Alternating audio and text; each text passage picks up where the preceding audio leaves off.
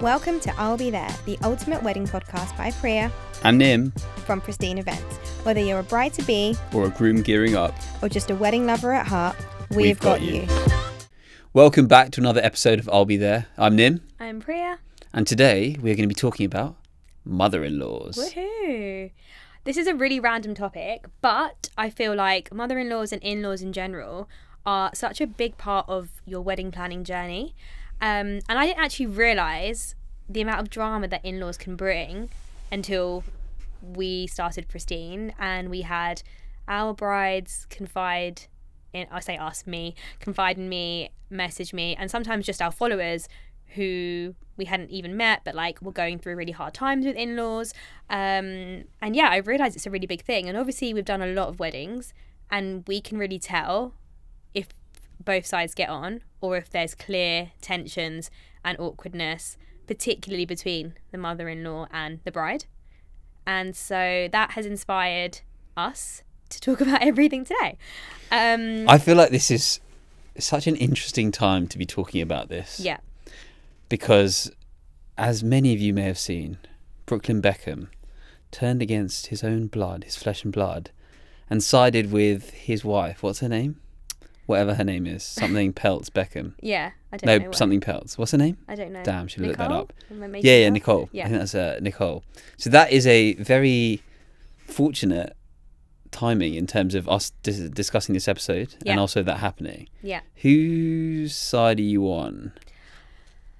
So when I first read it, I was on Brooklyn's side, but that was just purely reading it and being like, oh, you know, he didn't write it. Yeah, 100% it was his wife wrote it. From okay, fine. Well, whoever wrote it, I was on their side, and I was like, oh, this is really sad, and this is also, on a side note, if you haven't watched The Girlfriend on Amazon Prime, it's very similar vibe to this whole it is Brooklyn Beckham saga. So I think having just watched that, then seeing that, I was like, oh, I feel really sorry for him.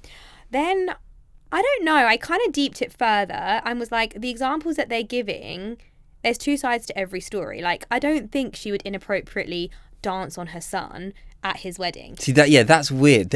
What situation is he implying that his mum is like should be in prison or something?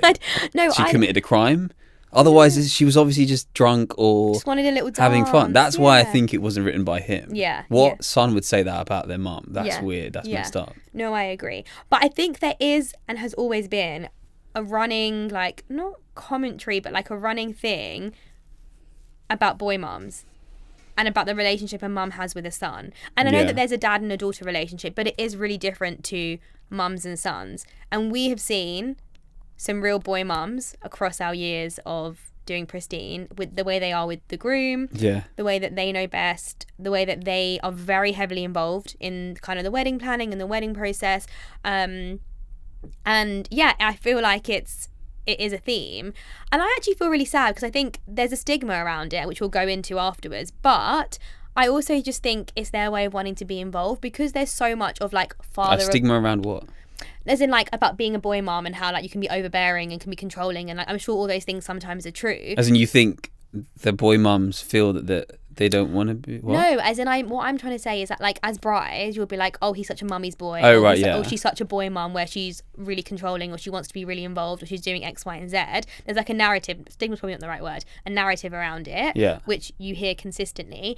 And I understand in some cases that's true. But in other cases, I do just think sometimes they probably just want to roll in it because, like, the father of the bride gets to do something. They get to do a speech. They get to walk someone down the aisle, her down the aisle. They get to, like, do different things. Whereas I feel like on the groom's side, neither parent typically would do something.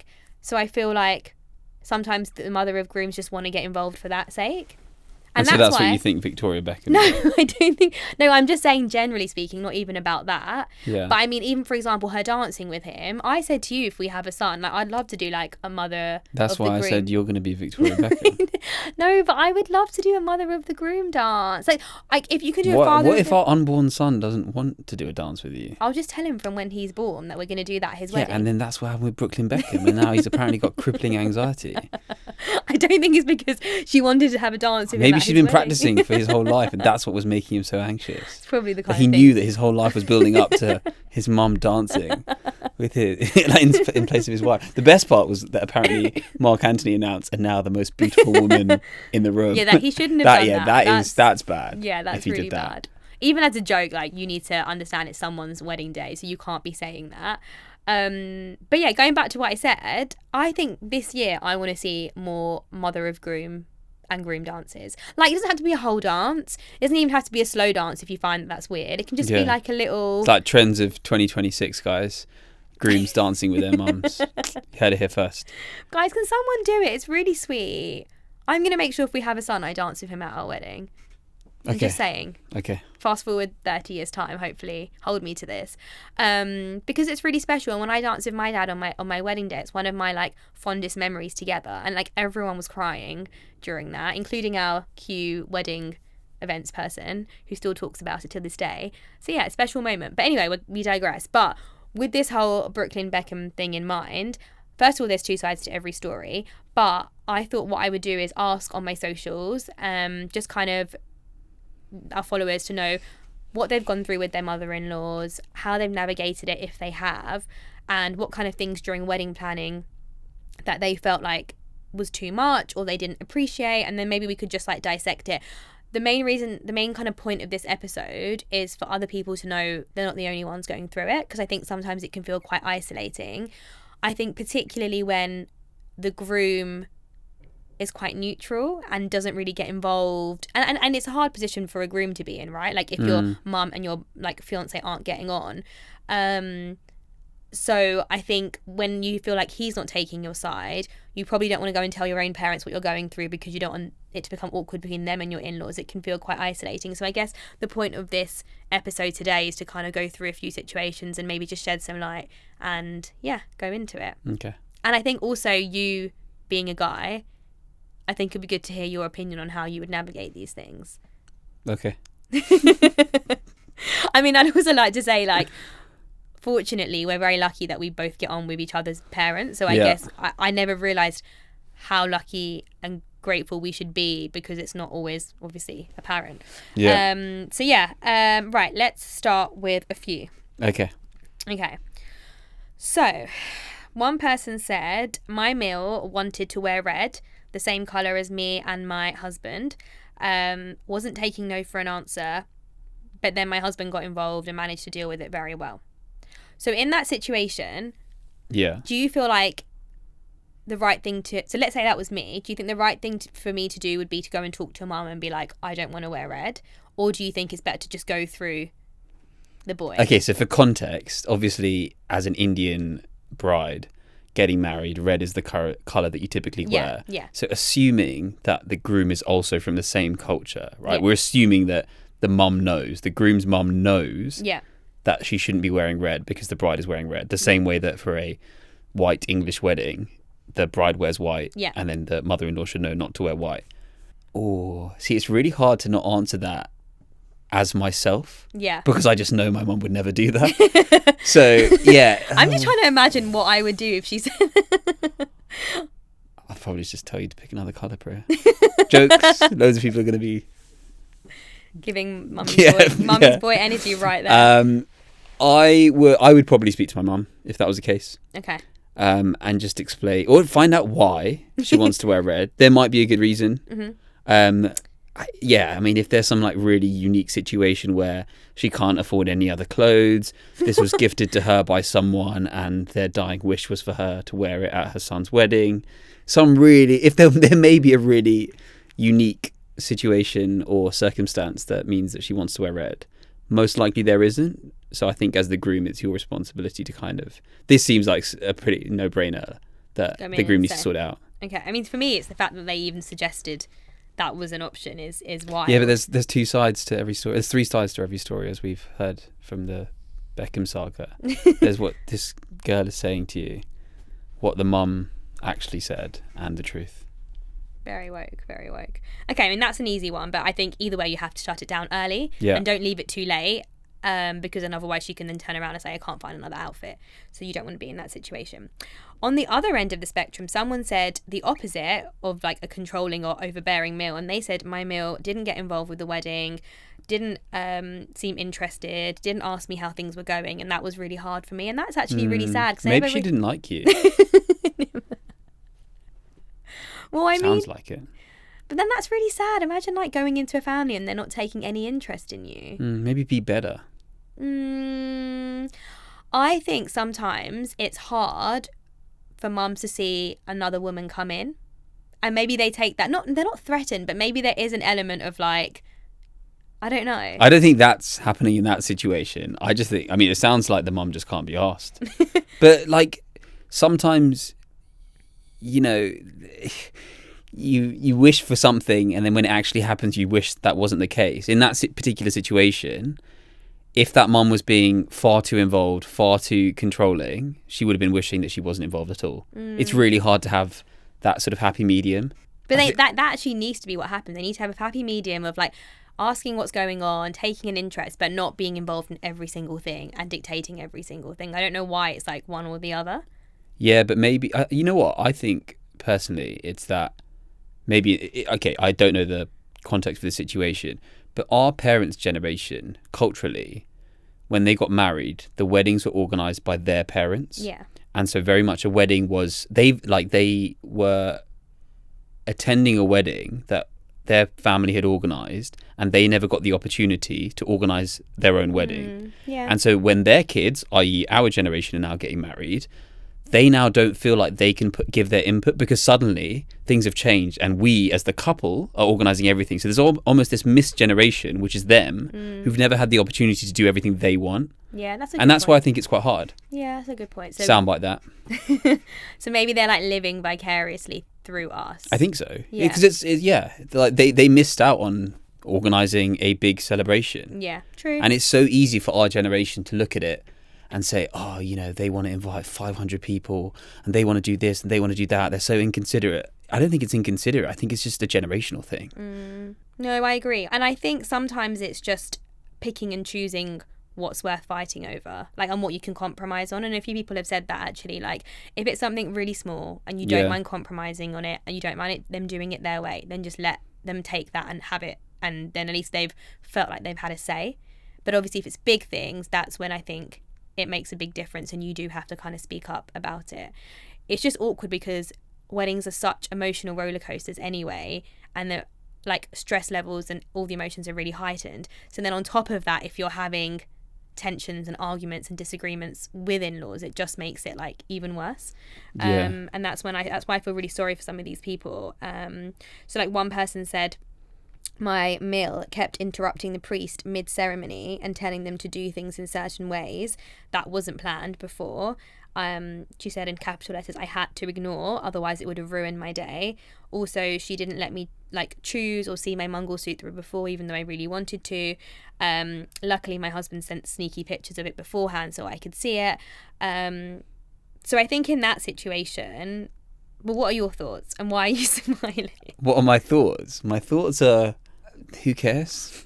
But that's such a guy thing to say. No, when I say who cares, I mean, look, unless you're super involved with your religion and understand every aspect and part of the ceremony, do you really understand what the priest is doing? Like, do you actually understand what the priest is doing?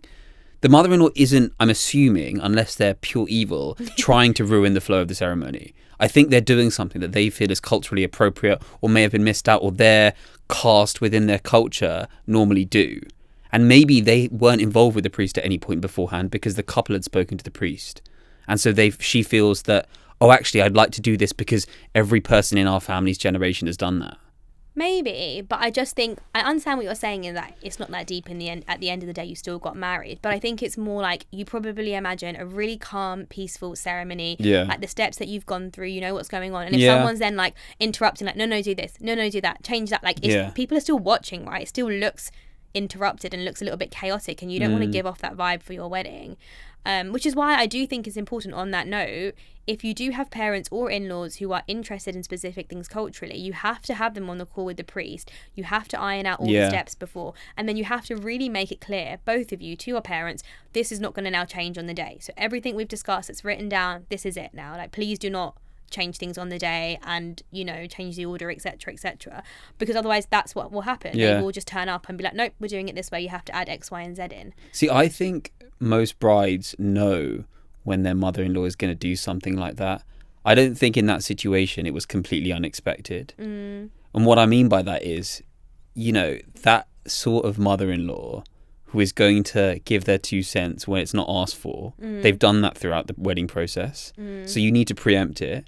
And some of that needs to go on to your husband and just be like, look, can you please just make sure X, Y, Z? And if he's done it and it still happens, there's nothing you can, well, what do you do? So I feel like what I've seen in a lot of these, and I've got a couple more to go into, but I'll just pause because when I talk about the phone call that I got yesterday. So for context, yesterday was my dentistry day. I was just having my lunch, doing my own thing. Got a phone call, assumed it was from a supplier. Ended up being a bride who had inquired with me in December, but I hadn't heard back. So I was like, cool, like whatever.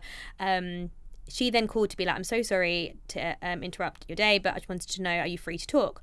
So I assumed she's now going to ask, are you still like available for the date? Sorry it took so long to get back to me. It turns out she basically called to say, by the way, my wedding's now called off, and the reason for it is in-law. So it's so weird that all these in-law related things have happened this Should have week. got a deposit. And I was like, I'm so sorry to hear that. And she was like, yeah, like the thing is, it's really hard because I like love my fiance and he's a really good guy, but unfortunately, like he just doesn't really have a backbone when it comes to his parents. And she was like, it just became too much. And every time I was like, it's fine, I'll compromise, or it's fine, you know, we'll keep going. But they just weren't respecting anything my family or I wanted. Any plans that I had, they wanted to change, whether it was the number of guests or where we wanted to do things, or even like where we had agreed to move to after the wedding. They then completely changed that and was like, you're no longer moving here, you have to move here. Very like controlling behavior. And then she was like, it was just giving loads of red flags. And it got to the point where I was asking my fiance to stand up for me and he kind of basically didn't, and I just had to walk away. And it was really sad. And I was like, and she made some, you know, quite fair points, which actually a lot of other girls have said in here, and that she was like, I just feel like men, and in particular Asian men, like haven't really been raised to set boundaries particularly with their mums. And so then it creates a really difficult situation when you have a fiance that comes in and they have different viewpoints. They just kind of don't do anything and then just hope for the best and brush it under the carpet.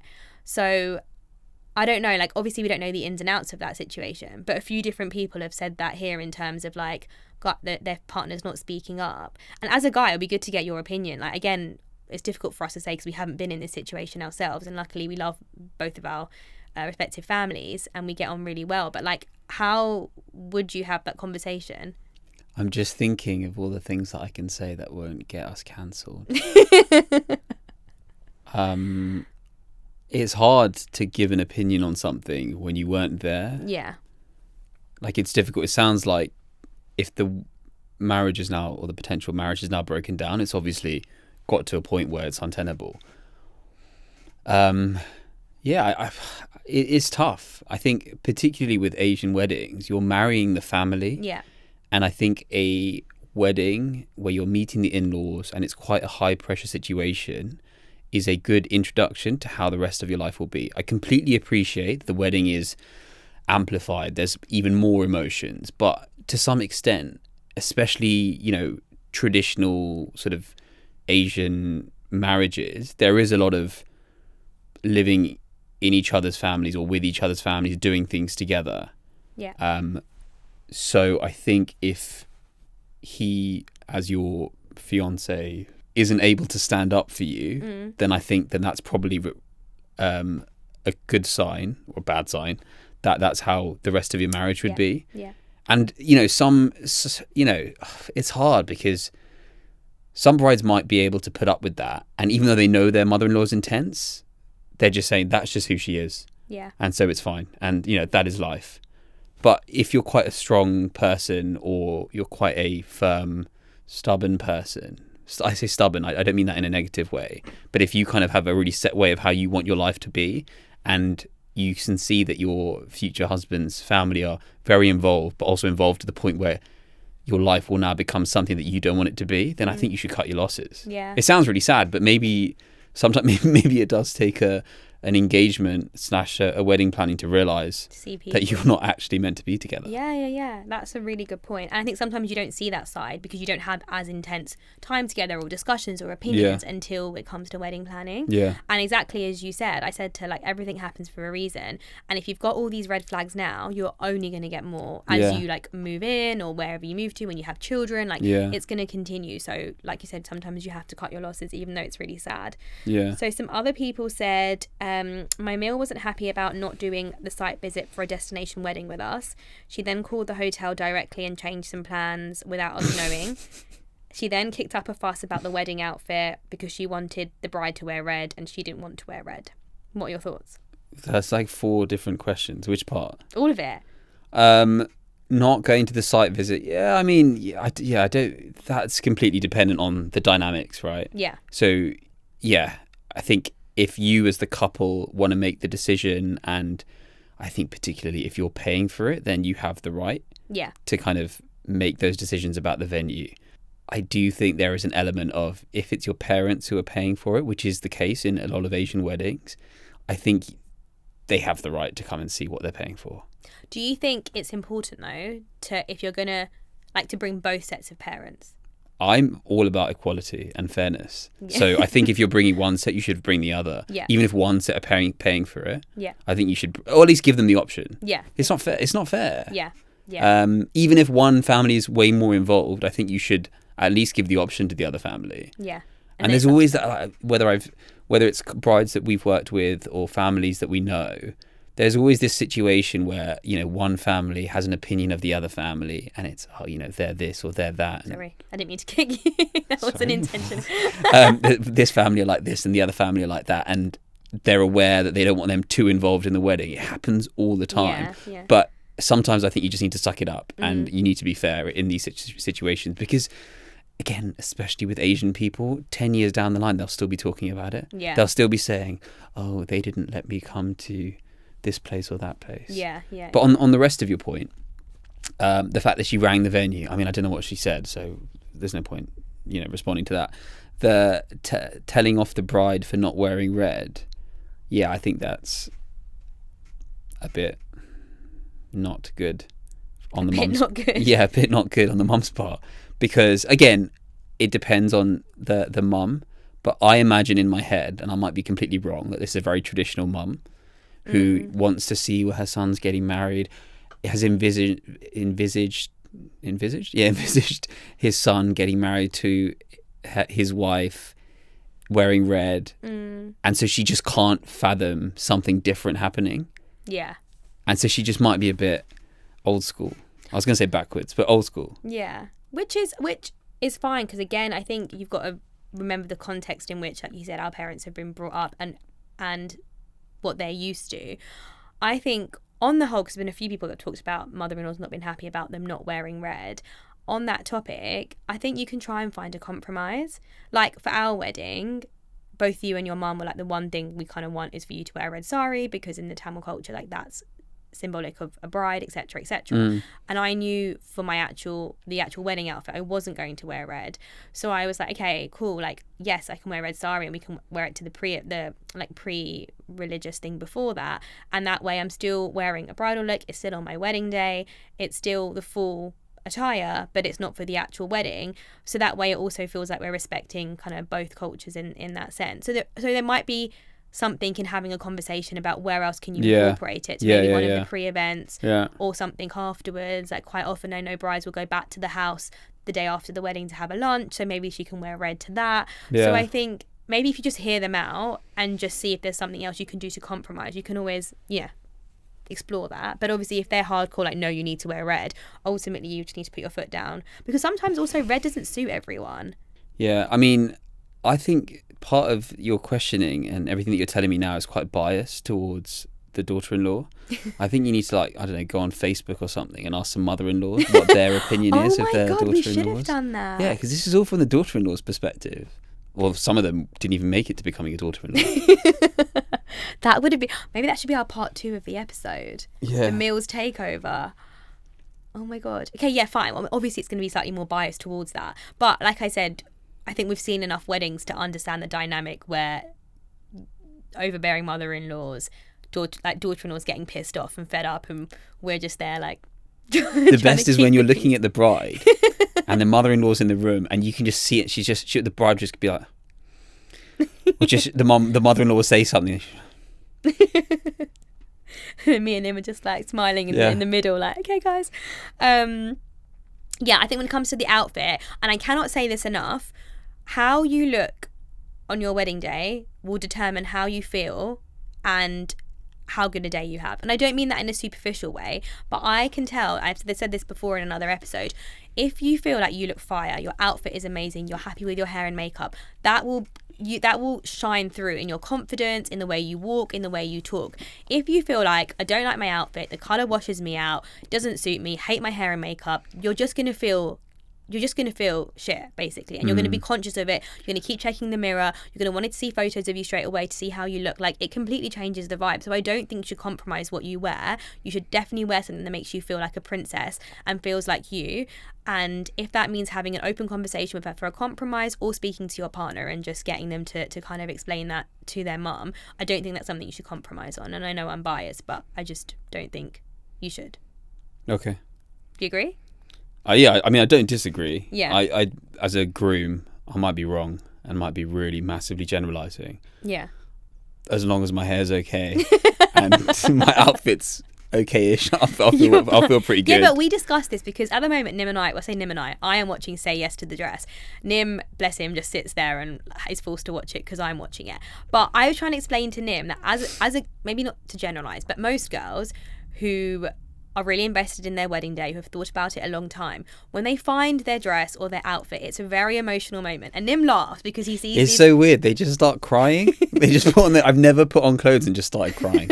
Ever. But then Nim will like... Except when they don't fit. Then I feel like crying sometimes. Then Nim will look at me and I'm like crying watching these girls because I'm like, you can just see when it's their dress. Like, I know he'll eye roll and be like, what are you talking about? But when it is their dress, when you put it on and you feel that glow and you feel that confidence, there's not a feeling like it. And I think, as most guys won't get this, but I'm sure a lot of girls listening will understand it, and so you should definitely not compromise that for anyone. Was more my point of it. Okay, next one. Yeah, I want some more. This is good. Okay, so my meal ignored me and didn't talk to me for the whole of my civil wedding. Fuck knows why. She also barged into the room. This is X-rated now, apparently. With swearing. I'm literally quoting. Okay, all right. I'm quoting. She also barged into the room after the civil while I was getting ready for the Indian wedding and said she didn't know we were there. Overall, just general bad vibes. That's really sad. I think no matter what was the name of that girl? Joking. That's really sad because I think even if you've not got the best relationship, on your wedding day, just put on a face, put on good vibes, just pretend. Like, I know you shouldn't be fake, but I just feel like it's someone's biggest day of their life. Just be like, you look beautiful, hope you're having the best day. Like, just say something. Don't ignore them the whole day. It's bizarre behaviour. Yeah. And it's just going to wind up the bride. The bride's going to notice, and then she's going to be pissed off about it.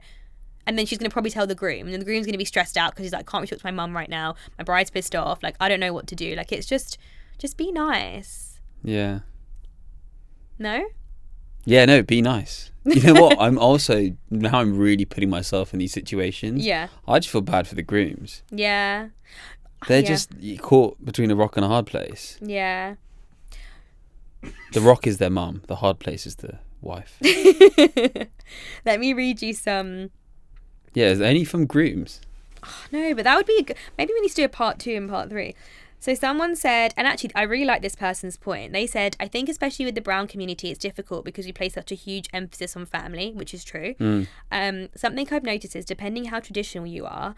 For example, my boyfriend and I at the time didn't introduce each other to our parents until we were ready to get married. See, shit, look, I'll cut you off right there. Boyfriend at the time. If this was back in the old days, she would have married him. So she said, we didn't introduce each other to our parents until we were ready to get married. And as soon as our parents were introduced, wedding talk started. So you don't really get to know what they're like. Think it's something people should take into consideration when dating. It's a real shame because I've always heard horror stories but never imagined it would happen to me. It took me ages to realise it's not me but it's them, and whoever my husband would have ended up with, they would have had the same issue. They seemed normal from when we were dating, from what I was being told from my husband, but luckily he also noticed their behaviour shift. I absolutely hated wedding planning and they made my life hell and ruined everything in every possible way. I honestly could make dollars if I made a Netflix documentary. I honestly try not to think about them because I honestly feel like it's bad vibes. I'm only messaging you in hope that I can help out another girl. I literally cried every single night the year I was planning my wedding. But what helped was having a support system that I can trust. Leave it to your partner to deal with his side, and if your partner can't do that, maybe you shouldn't be getting married. Mic drop. Planning a wedding and getting married is only the first step. You need to decide if this is something you can put up with going forward. Hope that helps. Which I think is really valid. Yeah, it's kind of like what I said before. If you can't get through the wedding and Yeah. your husband's not going to support you, then maybe this is a good rehearsal for the rest of your life. Yeah. And kind of what she said about how they only really got to know each other's parents when they became more serious and closer towards marriage. Yeah. Maybe that's where people are going wrong. Yeah. Like, I think you do need to meet them a bit earlier. And someone Yeah. actually messaged to say, oh, I have a really great relationship with my in-laws, but I've known them since uni. So I've quite literally seen them through different stages of my life, different stages of their life. And you know, if after like 5+ years of knowing someone, you don't really know that like a lot about their personality, you probably aren't going to know it after however many years after that. So I think maybe that's something people need to do. Just get to know your in-laws earlier. Yeah. Because even with us, I guess it was different because we were friends from university, but we knew each other's families from like, what, 21? Yeah. 20, 21? That's definitely helped. Yeah, no, exactly. Because and then if you only introduce them when it comes to wedding time and then you see all of this, it's like, oh my God, like this almost feels like there's no way out. But yeah, it makes me really sad that she said that she cried every single night when she was like in the wedding. Sounds like she still cries thinking about it. Why are you laughing at her? No, I'm This not. sounds like a really traumatic experience. I'm not laughing at her. I was laughing at your joke. I feel really sad. I messaged her back and said, I'm really heartbroken that you've spent every night of your wedding planning journey crying. Like, you shouldn't do that. It should be an exciting and happy time. Wait, sorry, I kind of zoned out for a bit. Did she marry this guy? Did she marry this guy? I think so. Oh, right. Sorry, I thought they didn't end up together. I think so. Well, I mean, it said My boyfriend at the time, no? Yeah, maybe she meant she was her boyfriend. Oh, right. And then they're married. She just said, I try not to think about them because I feel it's bad vibes. I'm only messaging you in the hope I can help another girl. I literally cried every single night the year I was planning my wedding. But what helped was having a support system. Leave it to your partner to deal with his side. And if he can't, then maybe you shouldn't be getting married. So actually, I don't know if she got married to him or not. Maybe the in-laws didn't like her because she told confusing stories. Yeah, man, you can't make cut that out. That's really rude. It's not funny. Why are you laughing? I don't know. Any more from any more? Someone else said, this is really sad. I'm not sure if this helps, but an approach my husband and I took was figuring out what we wanted. An example being a really small engagement, knowing all the other events would be expensive, and it wasn't something we really wanted, but understood it was important to our parents. So once we decided we'd go for a ceremony at home with our parents and siblings only, we got both our parents to sit together and talk it out. My parents were supportive of whatever we wanted, but my in-laws wanted a huge engagement. It helped that because the two of us had decided together first, we could put on a united front on what we wanted, rather than his parents have what they wanted. So I think what she's saying is like, come up with a decision together first and then approach your parents. So then it's kind of harder to... But yeah, we've said that before, right? Yeah. I think you as a couple, when you're planning a wedding, you need to come together without any family, in-laws, friends, anything like that, and decide what are your non-negotiables, what you actually want from your wedding. Mm-hmm. And then bring in the family. No matter how close you are to your family, have that conversation with your partner first. Yeah. So then you have a united front. And it's not you against them. It just means that you're aligned. So then you can back each other up. Yeah. And so you're not swayed too much if you've decided on an intimate wedding and then suddenly your mum says, I want to invite 7,000 people. And you were like, oh, yeah, sorry, I agreed to that. I didn't realise you, as my bride, wanted an intimate wedding. Yeah. Also, because I think the narrative is that most groom's parents will just assume the bride is leading the wedding, it's all the bride's decision, so it's easy then to be like, oh no, we're doing this because they think it's her decision. But if they know it's also your decision as the groom, hopefully they'll be more willing to take it seriously because they know that also you want the same thing. Maybe one where it isn't like a whole essay, like maybe a couple of lines. I love the essay. I honestly lose track of what you're saying. That's your attention span then. Okay. These are short ones, so you can pay attention. Yeah. Okay. Someone said, my Mill wanted me to change the date of my wedding and make it closer in case my Seal got pregnant. My Seal had no idea that she was asking me to do this. You know what I thought you were going to say? I thought you were going to say the Mill made her change the date for religious purposes, because that is quite common. Yeah. For sacred days. I mean, I don't know. Do you think I don't think I don't think you should be asked to do that. I do think that, for example, if we were, I don't know. I don't think you can base it around your sister-in-law potentially getting pregnant and you haven't even had that conversation. Also, why does that make a difference? Unless you were doing it abroad and it was going to potentially be like the same month as her due date. Yeah. I don't think you can be like, change it completely. And she's Wait, was she not pregnant? No, in case she got pregnant. Is that what it said? Yeah. Oh, right, yeah, then that's nonsense. Yeah. Sorry, I thought she was pregnant. No. And the pregnant Sil didn't know that Sil was being asked this. No. She wasn't even pregnant yet. Right, okay, she was just yeah. saying, in case she gets pregnant, can you make it closer? Yeah. Which is just, I just think that's completely wrong. I hope she said no. Someone said mine was really bad. My meals and seals flipped completely when we got engaged and started treating me like shit. That's really sad.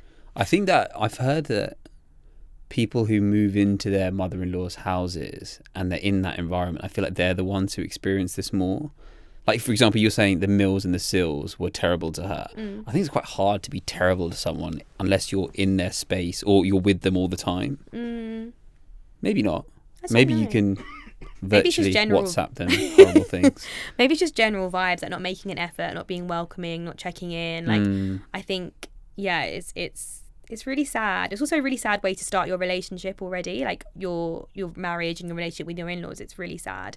And I hope in that situation your fiance said something, because you would need to flag that. You can't carry on feeling like shit throughout.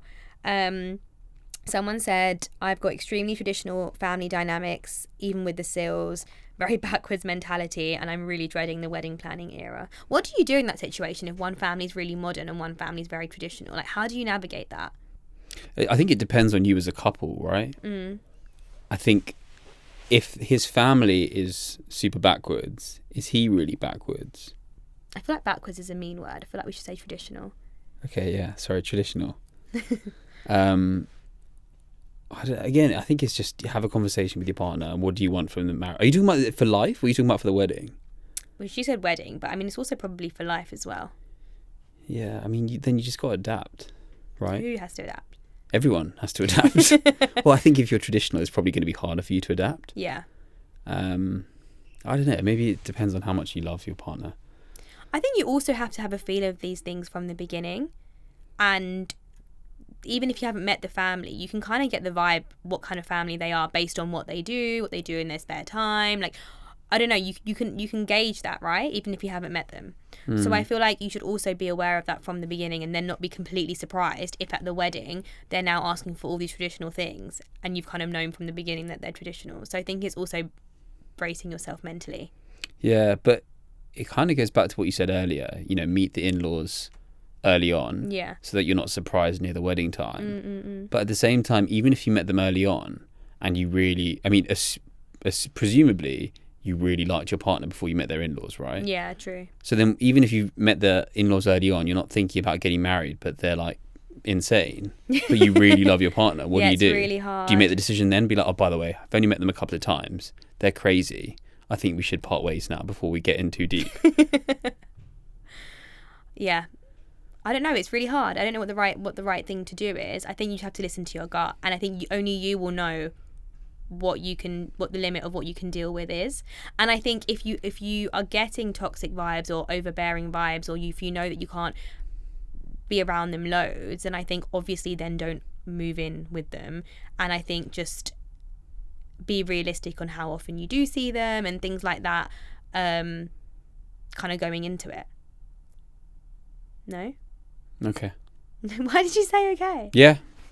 I think a lot of what we're saying is a lot easier said than done. Yeah. I think the only actionable thing that we said was to meet them early on. And even that I've just said won't necessarily solve your problems. Yeah. I think, we should just probably summarise, because I feel like there's so many, but we've already gone over quite a lot.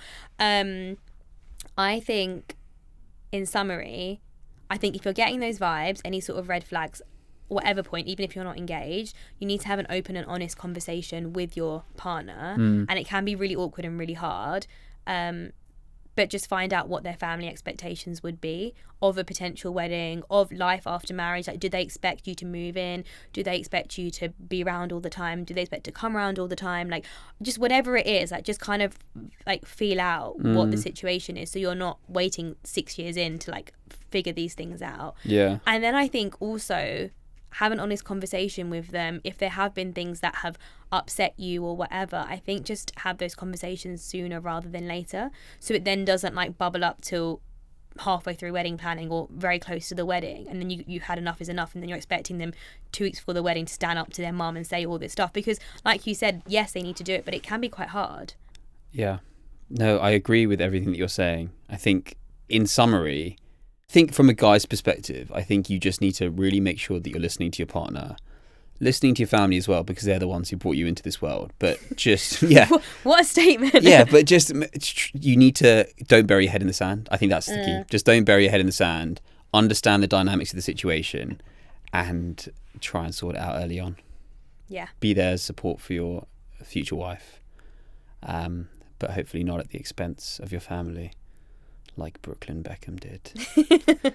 And on that note, thank you for listening, guys. That was a great episode. Yeah, really enjoyed that. Lots of tea. I feel like there's loads more we could say. Maybe we'll do an in-laws part. Let's do this regularly. Day. I love this. What, like situations asking coming your in. followers our followers even to write in their drama. Yeah. Thanks for those that wrote in. Hopefully this was useful for some of you going through this, also knowing you're not alone. And tune in to next week's episode. Bye, guys. Bye. Thanks for listening. Please like, follow, subscribe for more.